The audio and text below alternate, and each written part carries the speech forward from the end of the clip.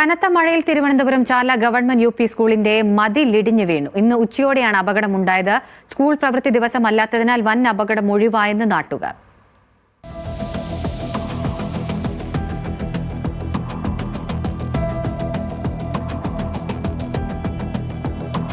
സ്കൂളിന്റെ മുൻവശത്തുള്ള ഒരാൾ പൊക്കത്തിലുള്ള മതിലാണ് കനത്ത മഴയ്ക്ക് പിന്നാലെ ഇടിഞ്ഞു വീണത്.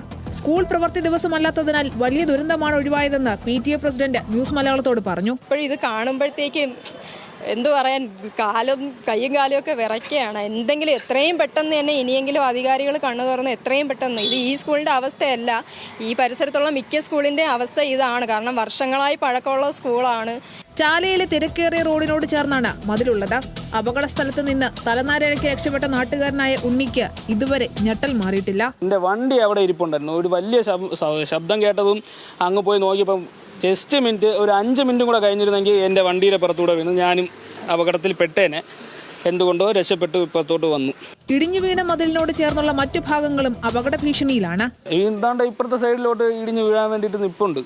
ഏതെന്ന് വെച്ചാലും ഇനി കുട്ടികൾ വരുന്നതിന് മുമ്പ് ഇത് എല്ലാം റെഡിയാക്കി കിട്ടുന്നതായിരിക്കും നല്ലതല്ല. കുട്ടികൾ സേഫ് ഇല്ലാതെ നമ്മൾ ഇതിൻ്റെ അകത്ത് പഠിപ്പിക്കാൻ വേണ്ടി കയറ്റിയാലും നടക്കത്തില്ല. അപകടങ്ങൾ ഉണ്ടാകുമ്പോൾ മാത്രം കണ്ണു തുറക്കുന്ന അധികാരികളോട് പറയാനുള്ളത് ഇത്രമാത്രം: നിങ്ങൾ പന്താടുന്നത് കൊച്ചു കുഞ്ഞുങ്ങളുടെ ജീവൻ വെച്ചാണ്. അടിത്തറ മുതൽ മേൽക്കൂര വരെ പരിശോധനയിൽ ഫിറ്റാണെന്ന് ബോധ്യപ്പെട്ടാൽ മാത്രമേ ഈ അധ്യയന വർഷം സ്കൂളുകൾക്ക് പ്രവർത്തിക്കാനാകൂ. അങ്ങനെയിരിക്കെയാണ് ചാലയിലെ ഗവൺമെന്റ് UP സ്കൂളിന് മുന്നിൽ ഈ വലിയ അപകടമുണ്ടായിരിക്കുന്നത്. ക്യാമറമാൻ JB ജ്യോതിഷിനൊപ്പം റിപ്പോർട്ടർ അഞ്ജു ജയപ്രകാശ്, ന്യൂസ് മലയാളം, തിരുവനന്തപുരം.